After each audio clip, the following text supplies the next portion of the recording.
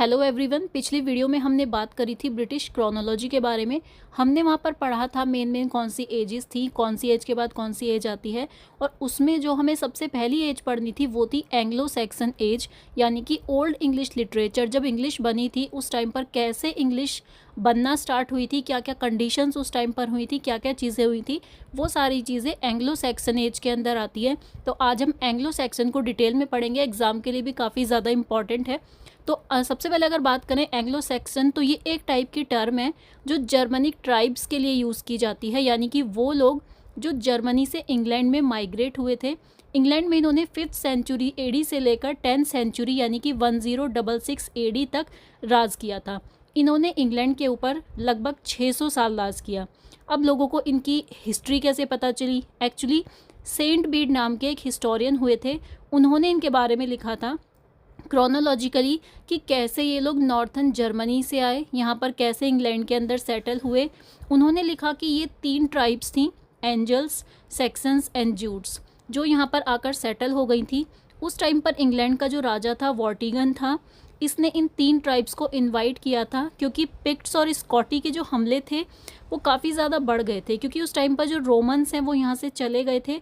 तो जो पिक्ट्स थे उनके जो हमले थे, मतलब वो एक टाइप के घुसपैठिए थे, लगातार उन लोगों के हमले बढ़ते जा रहे थे, और उससे डिफेंस करने के लिए इन ट्राइब्स को उस टाइम के किंग ने इनवाइट किया था। उस टाइम पर ब्रिटेन के, इंग्लैंड के 3 एरिया सबसे ज़्यादा पावरफुल थे, वेसेक्स, ससेक्स एंड एसेक्स। इनमें से जो सेक्शंस थे वो सेटल हुए सबसे पावरफुल किंगडम यानी कि वेसेक्स के अंदर, क्योंकि वेसेक्स उस टाइम सबसे ज़्यादा पावरफुल था।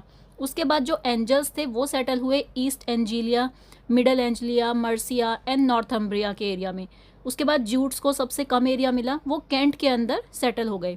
तो सबसे पावरफुल एरिया किसके पास था? सेक्शंस के पास। इन लोगों को जिन्होंने इनवाइट किया उन्हें सेल्ट्स या ब्रिटन्स भी बोला जाता था, जो वहाँ के नेटिव लोग थे। ये ट्राइब ब्रिटेन में काफ़ी पहले से रह रहे थे। अब कितने पहले से रह रहे थे इसके बारे में तो चीज़ें अननोन हैं, बट ये बहुत ओल्ड टाइम से रह रहे थे। प्लस वाइकिंग्स और कुछ जो डेनिश इन्वेडर्स थे, तो ये सारे लोग मिलकर बनाते हैं एंग्लो सैक्सन्स। अब इन सब लोगों के इकट्ठा होने से एक डायलेक्ट बना, सब लोग अपनी अपनी लैंग्वेज बोलते थे, तो इन सब लोगों के इकट्ठा होने से जो डायलेक्ट बना, जो लैंग्वेज बनी, वो थी ओल्ड इंग्लिश लैंग्वेज।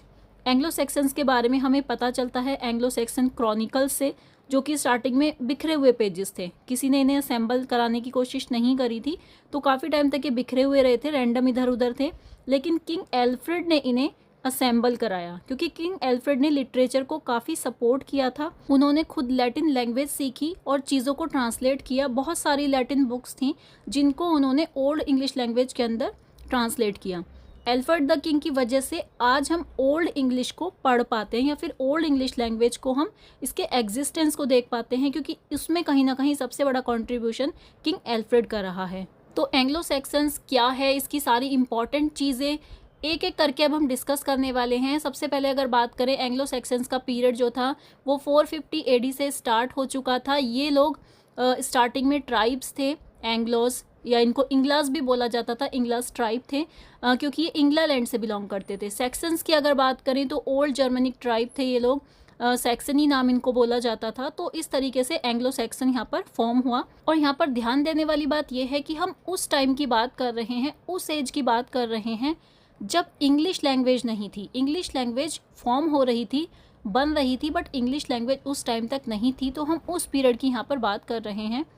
एंग्लोस जो पीपल थे इनको एंजल्स भी बोला जाता था, प्री हिस्टोरिक मैन भी इन्हीं को बोला जाता था, first tribals in some territories. तो ये सब चीज़ें इनसे रिलेटेड बोली जाती थी। स्टार्टिंग में क्या हुआ था, जो एंग्लो सेक्शंस थे हंटिंग को लेकर, या उनकी जो रेगुलर फाइट्स है, लाइक अलग अलग जो कबीले होते हैं, ट्राइब्स होती हैं, वो आपस में फाइट करते हैं, क्योंकि हर कोई अपने आप को गॉड मानता है कबीलों के अंदर, ट्राइब्स के अंदर। तो क्या हुआ, स्टार्टिंग में इन लोगों के साथ भी ऐसा ही हुआ, इनको भी ये इनर स्ट्रगल्स फेस करने पड़े। उसके बाद धीरे धीरे जो एंग्लो सेक्शंस हैं वो धीरे धीरे कहीं ना कहीं आपस में मिलजुल कर काम करने लगे, एक दूसरे के साथ एडजस्टमेंट किया, लाइक उन्होंने पॉलिटिकल मैरिजेस किए, या और भी अलग अलग टाइप के इन्होंने यहाँ पर एक दूसरे के साथ एडजस्टमेंट किए, जिसके बाद ये एक यूनिटी की तरह से रहने लगे। क्योंकि उससे पहले रोमन्स यहाँ पर रूल कर रहे थे ब्रिटॉन्स के ऊपर। जो ब्रिटॉन्स थे उनको सेल्टिक ट्राइब भी बोला जाता है। तो वो फर्स्ट पीपल थे।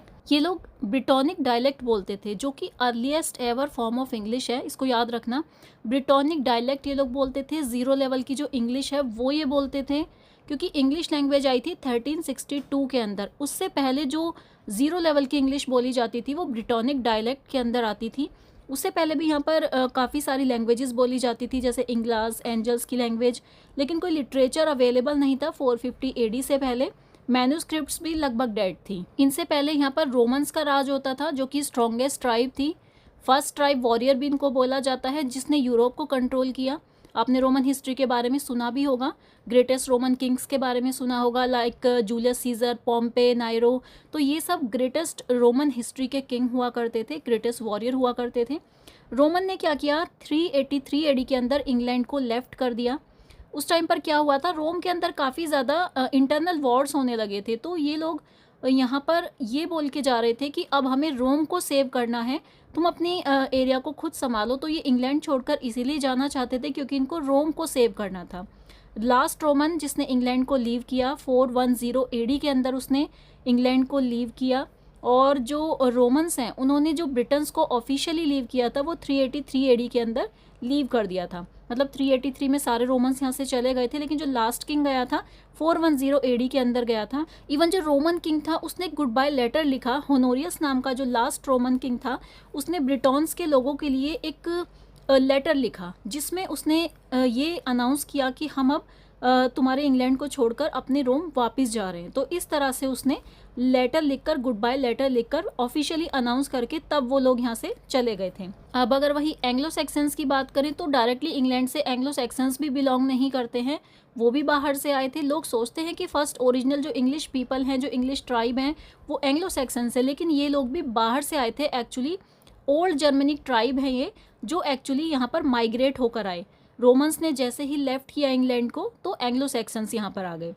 तो ट्राइबल पीपल जैसे कि जहाँ पर पानी दिखता है उनको, जहाँ पर हंटिंग ईजी होती है, जहाँ पर एग्रीकल्चर वो कर सकते हैं, जहाँ पर लिविंग उनके लिए ईजी हो जाती है, तो वहीं पर वो स्टे करने लग जाते हैं। तो सबसे इंपॉर्टेंट चीज़ होती है कि पानी मिल जाए, हंटिंग मिल जाए, तो वहीं पर हम अपना डेरा डाल लें। तो ये चीज़ जैसे कि आर्यंस आए थे इंडिया के अंदर 5000 साल पहले, क्योंकि वो आए थे मिडल ईस्ट से जहाँ पर डेजर्ट था। तो जैसे ही उन्होंने इंडिया का एरिया देखा, लैंड देखा, गंगा, यमुना, इंडस, उन्होंने देखा कि काफ़ी सारा पानी है, तो यहाँ पर सर्वाइवल बहुत अच्छे से हो सकता है। क्योंकि जनरली आपने देखा होगा जहाँ ज़्यादा पानी वगैरह इस तरह की चीज़ें फैसिलिटी अवेलेबल होती हैं, वहाँ पे पॉपुलेशन की जो डेंसिटी है वो भी ज़्यादा होती है। राजस्थान के अंदर लेस डेंसिटी है क्योंकि वहाँ पर पानी के सोर्सेज की कमी है। तो ये हुई आर्यंस की बात। अगर बात करें एंग्लो सेक्सन्स की, तो फिर से आते हैं एंग्लो सेक्सन्स की एज में। 450 AD के अंदर जब वो आए तो उन्होंने स्ट्रांगली क्लेम किया कि अब हम यहाँ पर रूल करेंगे। इनिशियल रेजिस्टेंस भी उन्हें मिला, बहुत सारी ट्राइब्स हैं जिन्होंने रजिस्ट किया कि नहीं, तुम हमारे ऊपर रूल नहीं कर सकते हैं, जैसे कि वाइकिंग्स थे, रोवर्स थे, ज्यूड्स, डेन्स। तो इस तरीके की मर्शियंस थे, लोकल ब्रिटन्स थे, नॉर्थम्ब्रियंस थे, गॉथ्स थे। तो ये स्ट्रॉन्गेस्ट ट्राइब थी उस टाइम की जिन्होंने विरोध किया कि एंग्लो सेक्सन्स हमारे ऊपर रूल नहीं कर सकते। तो इसके रिजल्ट में क्या हुआ, एक वॉर स्टार्ट हो गई, क्योंकि वो प्री हिस्टोरिक मैन थे, स्ट्रॉन्ग किंग्स थे, तो आपस में लड़ाइयाँ कर रहे थे।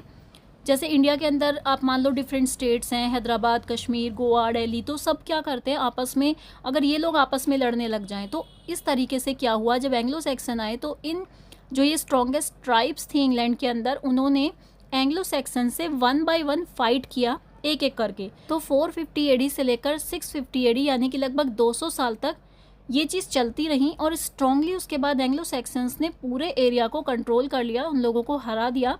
बहुत सारी ट्राइब्स एक एक करके हार गई।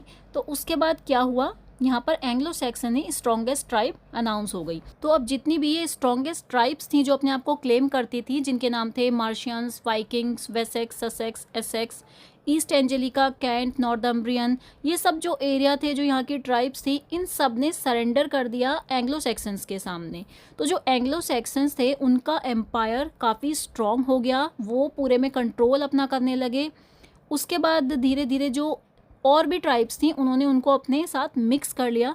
तो अगले 200 सालों के अंदर उन्होंने पूरा एरिया कंट्रोल कर लिया। जो मॉडर्न डे ब्रिटेन है, 850 एडी तक पूरा का पूरा एरिया एंग्लो सैक्सन्स के कंट्रोल में था। And finally Anglo Saxons became the unchallenged kingdom, और ये ब्रिटेन की फर्स्ट हिस्ट्री के अंदर मेंशन है। अगर इनके रिलीजन की बात करें तो पैगनिज्म में ये लोग बिलीव करते थे। जो इनकी फिलॉसफी थी वो पैंथिज्म थी, यानी कि God is all and all is God, तो गॉड में बहुत ज़्यादा बिलीव करते थे। क्रिश्चियनिटी को यहाँ पर प्रमोट किया गया, धीरे धीरे पॉप्स, चर्चेज, मिशनरीज, इनकी बातें होने लगी, इनका प्रमोशन होने लगा। अगर एंग्लो सैक्सन पीरियड के किंग्स की बात करें तो फर्स्ट एंग्लो सैक्सन जो किंग था एथेल्स्टन उसका नाम था। 893 एडी से लेकर 939 एडी तक इसने शासन किया, और ये पहला रूलर था जिसने एंटायर एंग्लो सैक्सन किंगडम को इंग्लैंड के अंदर रूल किया। इसने फ्रेंडशिप फॉर्म करी वेल्स के साथ, स्कॉटलैंड, वेस्टर्न यूरोप के साथ, और फेमसली इसको बोला जाता था the glorious king, Athelstan the glorious ये भी बोला जाता था। जो फर्स्ट एंग्लो सैक्सन किंग है उनका नाम नोट कर लो, एथेल्स्टन। 893 एडी से 939 एडी में इन्होंने शासन किया। उसके बाद फर्स्ट फेमस किंग अगर बात करें, ये फर्स्ट किंग थे, लेकिन जो फर्स्ट फेमस किंग थे वो थे एंग्लो सैक्सन पीरियड के एडवर्ड, जो उनके बेटे थे।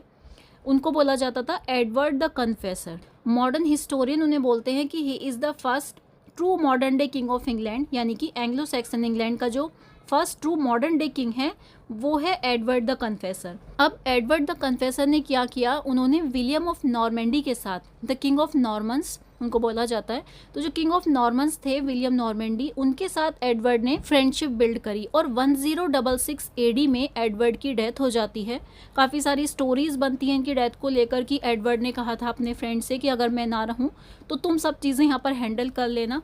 तो जब उनकी डेथ हुई तो हिराल्ड हेराडे वहाँ के राजा बन गए, वो एक फैमिली मेम्बर थे उन्हीं के। तो जब वो राजा बने तो उनको कई सारे लोगों ने चैलेंज किया, और हेरोल्ड गॉडविंसन ने क्या किया, उनसे वॉर किया, उनके ऊपर अटैक किया और हेराल्ड हेराडे को मार दिया। अब इसने उसके लिए कॉन्स्पिरेसी कर दी, उसने उसको मार दिया। ये सब चीज़ें तो राजाओं के साथ चलती रहती थी। आपने जूलियस सीजर में देखा होगा कि उनके खुद के बेस्ट फ्रेंड ब्रूटस ने उन्हें मार दिया। मरते टाइम उनके जो लास्ट वर्ड थे वो यही थे कि इट टू ब्रूट, के मतलब ब्रूटस तुम भी। तो अगर आप एक किंग हो तो आपकी लाइफ ईजी नहीं है, किसी पर आप इजीली ट्रस्ट नहीं कर सकते हैं, इवन अपनी क्वीन पर भी नहीं। Hamlet was killed by queen. तो इस तरीके से गॉडविंसन 1066 एडी के अंदर एंग्लो सैक्सन्स का किंग बन गया। उसके बाद जो विलियम ऑफ नॉर्मेंडी है, जिनको विलियम द कॉन्करर भी बोला जाता है, उसके पास काफ़ी सारे रीज़न थे अटैक करने के लिए। उसने गॉडविंसन के ऊपर अटैक कर दिया, लाइक पॉलिटिकल इशू की वजह से, अपनी फ्रेंडशिप की वजह से।